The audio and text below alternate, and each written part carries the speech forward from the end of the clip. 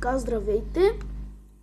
Това е втората част на как се реди купчето 4х4х4.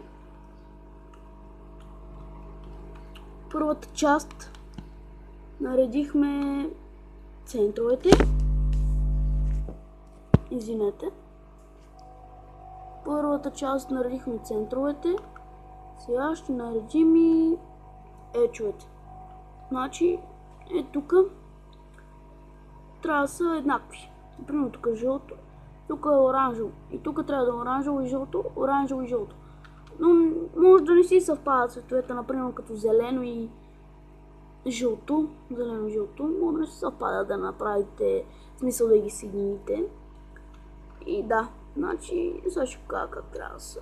Аз бях наредил едно преди този клип, за да ви покажа. Само намеря къде е.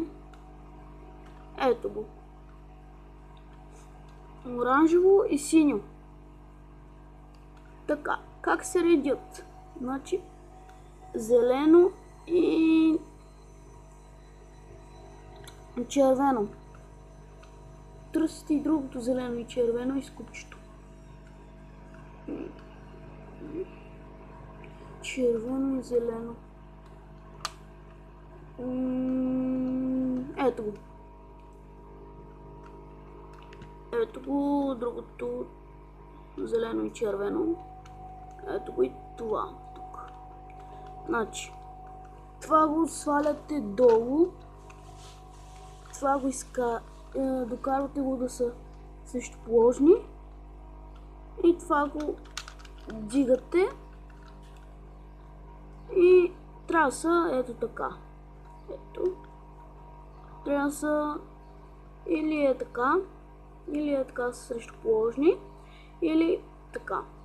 Добре, щом са така, значи за да ги сложите да са заедно, завъртате горната част да се съединят. Дигате нагоре. Въртите два пъти, сваляте и това го връщате. И ето ги тук. Ето червено и зелено са се подредили. И ето така продължавате. Другото са ето ги. Тези бяло и оранжево. А тук също бяло и оранжево. Значи този път надясно ще въртим. Дигаме. Въртим два пъти. Сваляме. И това го връщам. Ето го. И бяло и оранжево.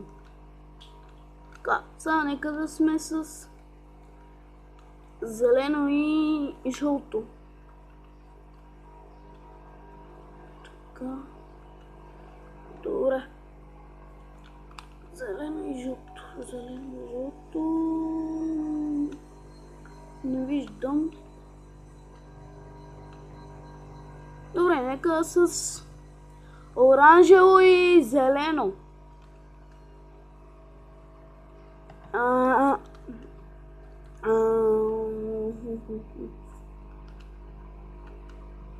То ни оранжево и зелено, не виждам, ама ще търса. Ето го. Ето го оранжево и зелено. Значи трябва да ги направим срещу положния са. Ето така. Така. И дигате.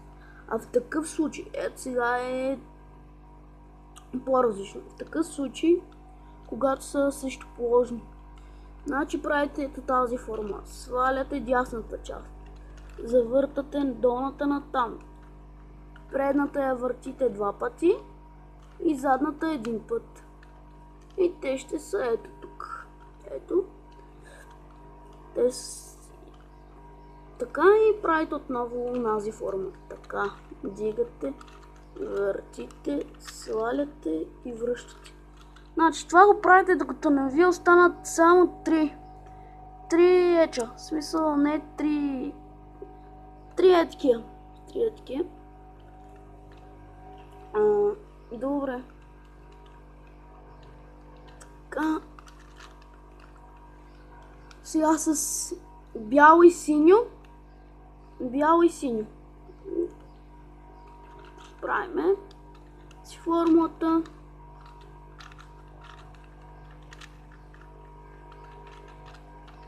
Така.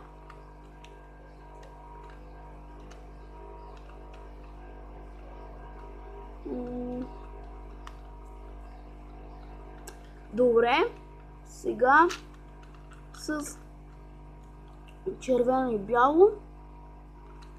Червено и бяло. Така.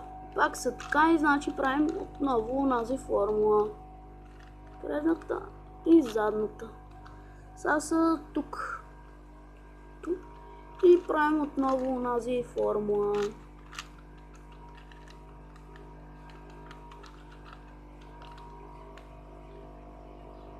Така, да видим колко са останали. Добре, 4 има. Останали, дори 5. Не знам, не ми се бори. И сега другото търсим.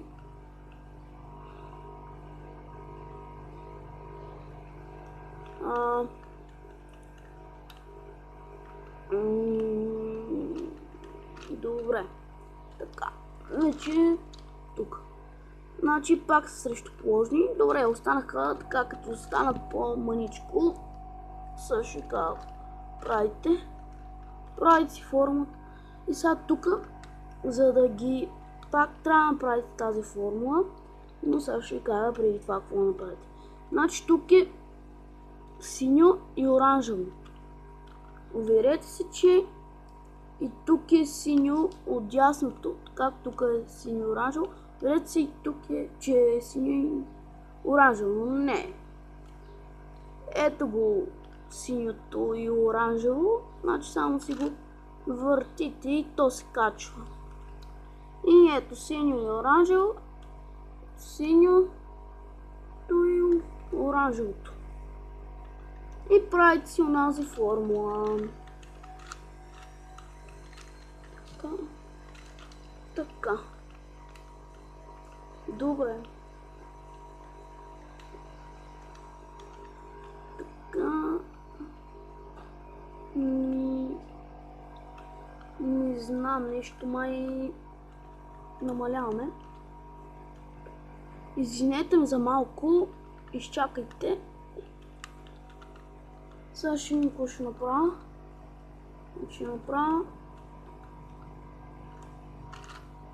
Извинете ме, това не го правете.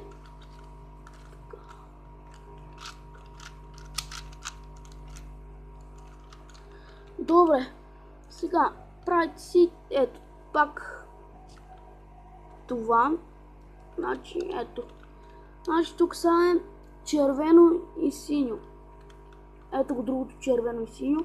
Но то е отляво. Значи, за да го направите от дясно да е, правите следната форма. Въртите предната част, докато не дойде долу. След това завъртате на долната на там, за да дойде тук. След това вдигате тази и тази я вдигате и ето го. Вече от дясно. И това само си го дигате. И ето тук е.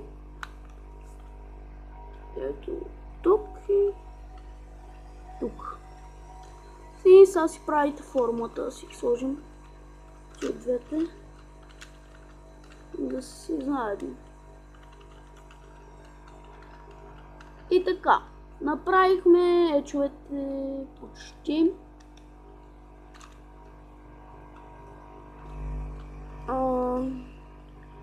Така. Ето сега с бяло-зелено и бяло и зелено. Значи тук е така, това ще ви го покажа вече в другия епизод, защото той ще приключи и да, казвам ви чао.